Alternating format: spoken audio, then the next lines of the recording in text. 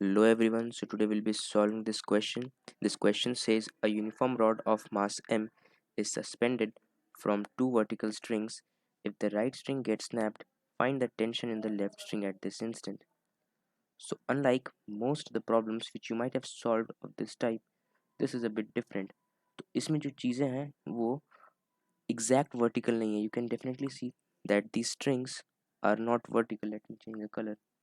You can see that these strings are not vertical. Instead, these strings are inclined at an angle theta. So ये जो है वो मेरा वो entire question को जो change कर देता है. So you can definitely see that these strings are not vertical, these are inclined at an angle theta. So let us first analyze the situation of what would have happened had the strings been vertical, as in this case. This is case 1, which is definitely not the question, but it will be pretty much helpful to understand what would have happened had the strings been vertical. तो अगर मैं इस situation को analyze करूँ तो let us name the points. This is my point A, this is my point B, and this is my point C. So let me be very clear. Point A is a point lying on the rod which is in contact with the left string. Similarly, point B is in contact with the right string. And point C is definitely nothing but the center of mass. So after this string has been broken down, so the entire assembly is going to undergo circular rotational motion about point A. तो जो entire assembly है वो मेरा point A के about rotate करेगी, या मैं कह सकता हूँ जो मेरा center of mass है वो circular motion करेगी. Sir, let me use this. जो मेरा point C है वो ए के अबाउट सर्कुलर मोशन करेगी, क्योंकि मैं पॉइंट्स की बात कर रहा हूँ इसलिए मैं सर्कुलर मोशन कह रहा हूँ. अगर मैं पूरी इंटायर असेंबली की बात करूँ तो पूरी इंटायर असेंबली ए के अबाउट रोटेशनल मोशन करेगी, और जो point see that centre of मास वो ए के अबाउट सर्कुलर मोशन करेगी. तो अगर मैं ग्राउंड फ्रेम से बात करूँ तो मैं कह सकता हूँ कि जो मेरा पॉइंट ए है with respect to ground will be at rest. This point A will remain at rest with respect to ground. तो जो ए का वेलोसिटी, ए का एक्सेलरेशन, ए के सारे पैरामीटर्स हैं वो सब जीरो के बराबर होंगे. This was the situation if the strings were vertical. Now let's analyze the situation if the strings are inclined at an angle theta.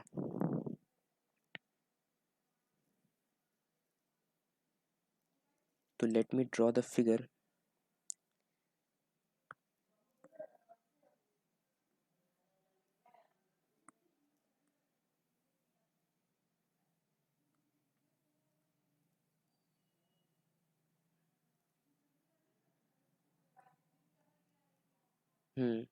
So this is the diagram, and you can clearly see that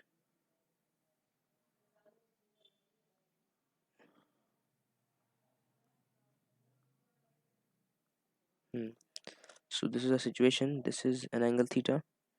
Again, this is a very good angle. This is 37 degree. So this becomes 3, this becomes 4, and this becomes 5. 3 4 5 का triangle. So अब क्या होगा? अच्छा, let me name the points. This is point A, and this is our point B. Similarly, this is the center of mass, which is C. Again, similar approach. सारे points मैंने same name किया है. तो अगर मैं ground term से बात करूँ तो after breaking, let us first discuss about A. After breaking this string, जो point A है वो मेरा with respect to ground will move such that जो ये जो मेरा string है, मेरा left string वो हमेशा taut रहेगा, या मैं ये कह सकता हूँ, अगर मैं इसे पॉइंट ओ बोल लूँ तो मेरा जो ओ ए का जो डिस्टेंस है वो हमेशा कांस्टेंट रहेगा. तो the only possibility for A is circular motion about O. तो जो मेरा ए पॉइंट है वो ओ के अबाउट सर्कुलर मोशन करेगा. Now let us discuss about point C.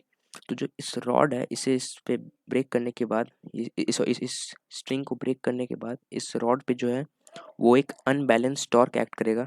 तो मैं विथ रिस्पेक्ट टू ए की अगर बात करूँ, अब विथ रिस्पेक्ट टू ए की, तो जो मैं सेंटर ऑफ मास है that will undergo circular motion about A.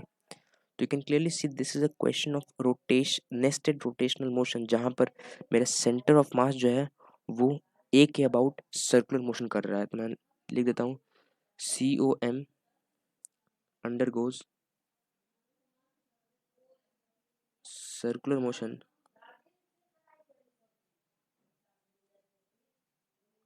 about A, and A will undergo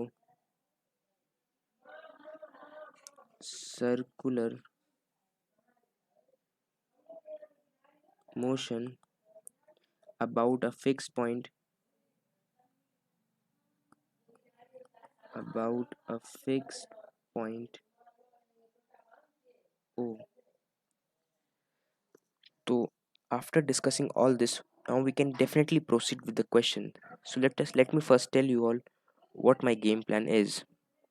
तो अगर मैं अपने गेम प्लान की बात करूँ तो मैं फर्स्ट ऑफ ऑल मैं जो है वो एक्सेलरेशन ऑफ ए की जो वैल्यू है उसे तो कैलकुलेट नहीं कर सकता, पर उसकी जो डायरेक्शन है उसको कंसिडर करके मैं acceleration of centre of mass with respect to ground find करने का कोशिश करूँगा, जिसके बाद मैं जो है सेंटर ऑफ मास का एक्सेलरेशन का डाउनवर्ड कंपोनेंट से टेंशन को कैलकुलेट कर सकता हूँ, टेंशन का अपवर्ड कंपोनेंट। और टेंशन का अपवर्ड कंपोनेंट मिल जाए तो टेंशन की वैल्यू भी मुझे मिल जाएगी। So let me first start with the question, then you will understand what I'm actually trying to say. तो मैं डायग्राम को पहले बना देता हूँ।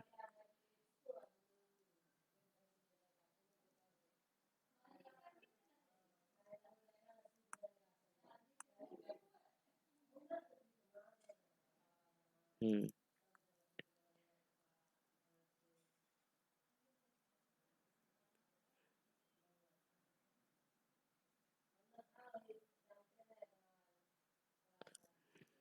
so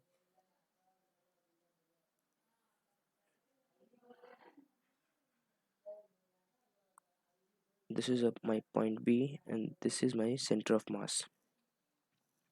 तो मैं एक का जो एक्सेलरेशन उसकी वैल्यू को तो डिस्कस नहीं कर सकते क्योंकि इस पे बहुत सारे फोर्सेस ऐड कर रहे हैं, downward mg and tension which is in at an angle theta. So मैं इसे g साइन थीटा या g कॉस थीटा की जो वैल्यू है उस पर इसे डिफाइन नहीं कर सकता एक ही एक्सेलरेशन को। मैं एक का एक्सेलरेशन के बारे में सिर्फ एक ही चीज़ कह सकता हूँ कि जो ए का एक्सेलरेशन है that will be perpendicular to the string. मैं सिर्फ वही कह सकता हूँ और कुछ कहना मुझे नहीं लगता कि करेक्ट होगा। तो again so this is an angle theta, this is also theta.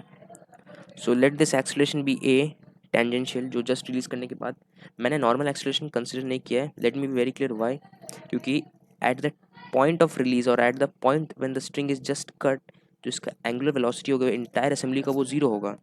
तो क्लियरली एंगुलर वेलोसिटी जीरो होगा तो इस पर कोई भी नॉर्मल एक्सेलरेशन जो वो एक्ट नहीं करेगा। तो ओनली टेंजेंशियल एक्सेलरेशन मैंने डिस्कस किया है। So this will be A cos theta component of a cosine sticks and this is a sin theta। तो मैं ऐसे क्या कह सकता हूँ कि क्योंकि सेंटर ऑफ मास है उसका तो एक्सेलरेशन डाउनवर्ड होने वाला है, मैं जानता हूँ वो बात। अच्छा, तो मैं सिर्फ ये कह सकता हूँ कि जो the only force which is pulling the assembly leftwards is a component of tension which is nothing but, acha, let me name, this is 3, this is 5, this is and 4, okay।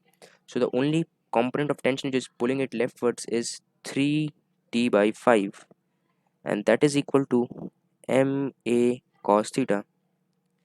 So this is our first equation। Now let us balance tension, rather balance torque। Let us now balance the torque। अच्छा, अब मैं torque की बात करूँ तो मुझे लगता है कि सबसे बेस्ट ऑप्शन जो होगा मेरे लिए वो जनरल केस के हिसाब से प्रोसीड करना, क्योंकि जनरल केस में इसका जो सीडो फोर्स होगा वो सीडो टॉर्क प्रोड्यूस नहीं करेगा क्योंकि वो सेंटर ऑफ मास से पास होगा। तो clearly if I balance torque about centre of मास, तो जो सबसे बेस्ट रिजल्ट जो मुझे तभी मिलेंगे क्योंकि सबसे छोटा जाएगा क्वेश्चन, ठीक है। तो let me take another layer.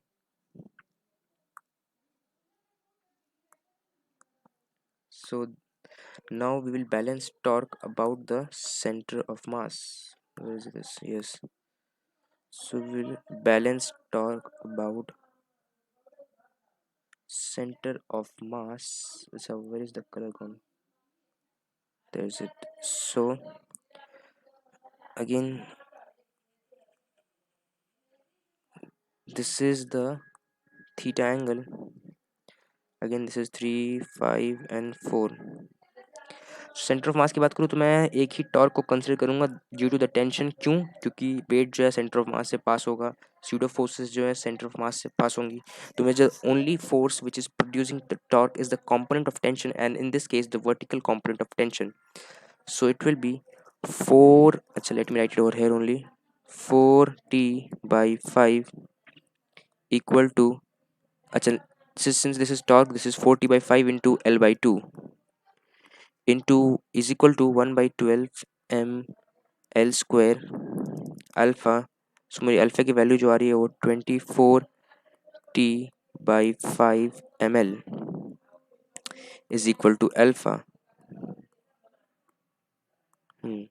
Now, so this the entire length I have taken as alpha, sorry L.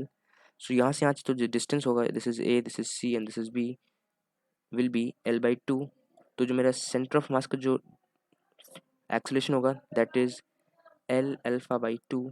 सो मेरा जो सेंटर ऑफ मास का ACO हमारा, ऑब्वियसली मैं डाउनवर्ड कंपोनेंट की बात कर रहा हूँ क्योंकि जस्ट रिलीज के बाद जो इसके एक्सेलेरेशन होगा वो डाउनवर्ड होगा. This is L alpha/2. This is 12t/5m. So now I can write that इसका जो with respect to, again all this acceleration which I've calculated is with respect to A. तो अब मैं सेंटर ऑफ मास का जो net acceleration है उसकी बात करूं तो मैं कह सकता हूं कि सेंटर ऑफ मास का जो नेट एक्सेलरेशन होगा वो will be a vector sum of acceleration of A with respect to ground and acceleration of C with respect to A. तो अगेन, तो जो सेंटर ऑफ मास का जो एक्सेलरेशन आएगा that will be something like this. ये जो मेरा है value L alpha/2 and this is like, अच्छा इसके कंपोनेंट्स मैंने ब्रेक कर ही दिया था तो मैं इसका डायरेक्ट इसका वैल्यू लिख रहा हूँ. कंपोनेंट्स का ब्रेक करने के बाद की जो वैल्यू आ रही है मैं डायरेक्ट वही लिख रहा हूँ. अगेन एक और वर्टिकल एक्सेलरेशन है तो ये मेरा है A cos theta. This is my A cos theta, this is my A sin theta. तो ये जो सेंटर ऑफ मास का विथ रिस्पेक्ट टू जो ग्राउंड है वो है. तो अब मैं दो इक्वेशन बनाऊंगा. फर्स्ट इज कि जो वर्टिकल कंपोनेंट है that is 4t/5 equal to m g minus L alpha/2 minus A sin theta. तो यहाँ से मुझे, ये मेरा सेकेंड इक्वेशन है. Again let us not forget the first equation which was 3t/5 equal to ma cos theta. Also theta is equal to 37 degree. You must bear this in mind. और ये दोनों इक्वेशन को अगर आप इस्तेमाल करें और टेंशन को एलिमिनेट कर दें तो जो आपकी a की जो वैल्यू आएगी that will B equal to 15g/73. Since I have already solved this question, I can easily write this value, but I must suggest you all to actually solve these two equations and find the value of A, which will come out to be 15g/73. So once you have got this value of A, you can definitely put this value along with cos theta, and the value of tension which you will get is 20 mg T equal to 20 mg/73. Again, all this part is of mathematics, so you can definitely use mathematics to find this answer, and this will be our final answer, the value of tension, which is 20 mg/73.